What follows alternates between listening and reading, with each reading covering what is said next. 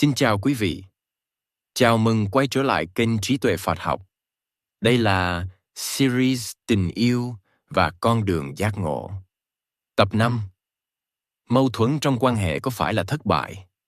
Trong tập trước, Lama Zopa Rinpoche đã chỉ ra rằng mong người khác làm mình hạnh phúc là đang đặt gánh nặng sai cho, và từ đó sinh ra rất nhiều thất vọng. Khi kỳ vọng không được đáp ứng, mâu thuẫn bắt đầu xuất hiện. Tập này tiếp tục đi sâu vào câu hỏi mà nhiều người từ Phật Pháp thường dạy dược. Mâu thuẫn trong quan hệ có phải là dấu hiệu của thất bại, hay là một phần tất yếu của con đường tu tập? Trong toàn bộ bài giảng về đời sống cặp đôi, có một đoạn Lama Zopa Rinpoche dừng lại rất lâu khi nói về mâu thuẫn. Giống Ngài chậm hơn, không gay gắt, nhưng nặng, không phải vì Ngài muốn nhấn mạnh sự đau khổ của mâu thuẫn, mà vì đây là chỗ người từ Phật Pháp rất dễ hiểu sai, rồi từ đó từ rời xa con đường của mình, mà không hề hay biết.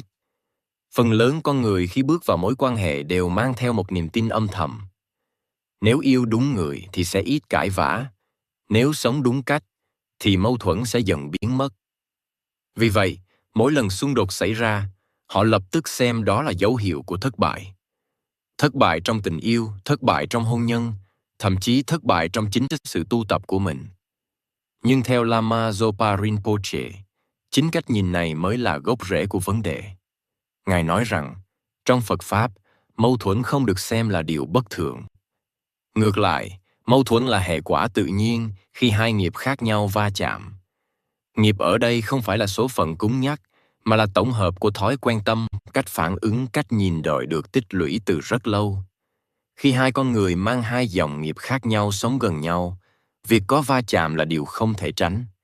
Điều nguy hiểm không nằm ở mâu thuẫn, mà nằm ở cách tâm phản ứng với mâu thuẫn. Lama Zopa Rinpoche nhấn mạnh rằng, rất nhiều người từ Phật Pháp khi gặp xung đột liền sinh ra một ý nghĩ rất quen. Mình đã tu rồi, sao vẫn khổ thế này? Chính ý nghĩ ấy làm cho mâu thuẫn không còn là một hiện tượng cần được nhìn sâu, mà trở thành bằng chứng để tự trách, tự nghi ngờ, hoặc trách người kia không đủ hiểu biết.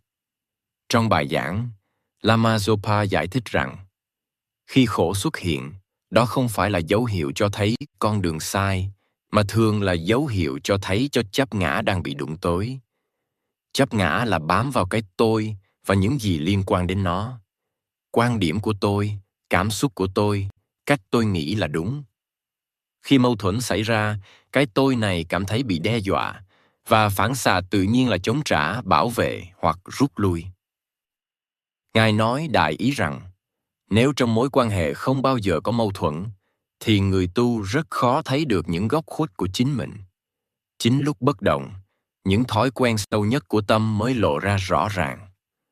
Nóng nảy, kiểm soát, im lặng trừng phạt, tư thương hại, tất cả đều xuất hiện rất tự nhiên. Và nếu có chánh niệm, người tu có thể thấy rõ. Khổ không đến từ người kia, mà đến từ cách mình đang nắm chặt một điều gì đó. Một khái niệm dễ bị hiểu sai là nhẫn nhục.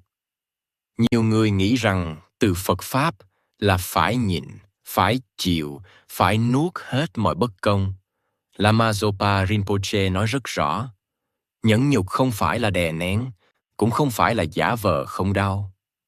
Nhẫn nhục trong Phật Pháp là không để tâm sân giận đường, nghĩa là vẫn thấy rõ điều đang xảy ra, vẫn biết mình đau, nhưng không để cơn giận làm chủ lời nói và hành động.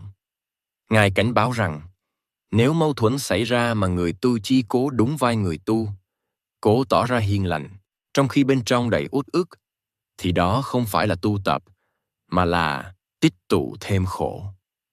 Khổ ấy sớm muộn cũng tìm đường thoát ra, thường dưới những hình thức rất khó kiểm soát. Phật Pháp không dạy con người trở thành vô cảm, mà dạy cách nhìn thẳng vào khổ mà không bị khổ lôi đi. Trong bài giảng, Lama Zopa Rinpoche cũng nói đến một điều rất quan trọng. Mâu thuẫn là nơi dễ sinh tà kiến nếu không có hiểu biết. Tà kiến ở đây là hiểu sai bản chất của con đường tu. Có người nghĩ rằng, đã tự thì không nên có mâu thuẫn. Có người lại nghĩ rằng, vì mối quan hệ quá nhiều xung đột nên mình không thể tự trong hoàn cảnh này. Cả hai cách nghĩ đều khiến người tu rời xa thực tại. Theo Phật Pháp, không có hoàn cảnh nào tự thân ngăn cản tu tập. Chỉ có tâm không chịu nhìn sâu mới tạo ra ngăn cản.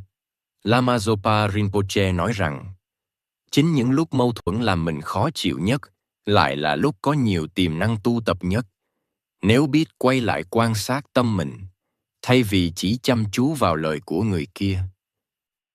Ngài từng nói đại ý rằng, khi người khác làm mình đau, đó là cơ hội hiếm có để thấy rõ mức độ chấp ngã của mình đang lớn đến đâu. Nếu không có những tình huống ấy, cái tôi sẽ tiếp tục ẩn nấp rất tinh vi, khiến người tự tưởng rằng mình đã tiến bộ, trong khi thực chất chỉ là chưa bị thử thách. Vì vậy, mâu thuẫn trong quan hệ không phải là thất bại. Nó chỉ trở thành thất bại khi con người dùng nó để củng cố bản ngã, để chứng minh rằng mình đúng và người kia sai. Ngược lại, nếu biết dùng mâu thuẫn để soi chiếu lại tâm, để thấy rõ những bám víu đang vận hành bên trong, thì ngay cả những lúc căng thẳng nhất cũng có thể trở thành một phần của con đường giác ngộ. Lama Zopa Rinpoche không hề lý tưởng hóa đời sống cặp đôi. Ngài không nói rằng mâu thuẫn sẽ biến mất nếu tu tập đúng. Ngài chỉ ra rằng mâu thuẫn không phải là kẻ thù, mà là một người thầy rất thẳng thắn. Vấn đề là con người có dám học từ người thầy ấy hay không. Trong tập tiếp theo, Lama Zopa Rinpoche nói về từ bi trong đời sống cặp đôi và vì sao từ bi không đi cùng trí tuệ rất dễ trở thành sự nhẫn chịu mù quáng. Ngài làm rõ ranh giới mong manh giữa thương yêu và tự làm tổn thương mình. Xin cảm ơn quý vị đã đồng hành cùng kênh Trí Tuệ Phật Học. Xin chúc quý vị luôn mạnh khỏe, an nhiên giữa đời thường. Hãy nhấn like và subscribe kênh để không bỏ lỡ những nội dung hữu ích tiếp theo nhé.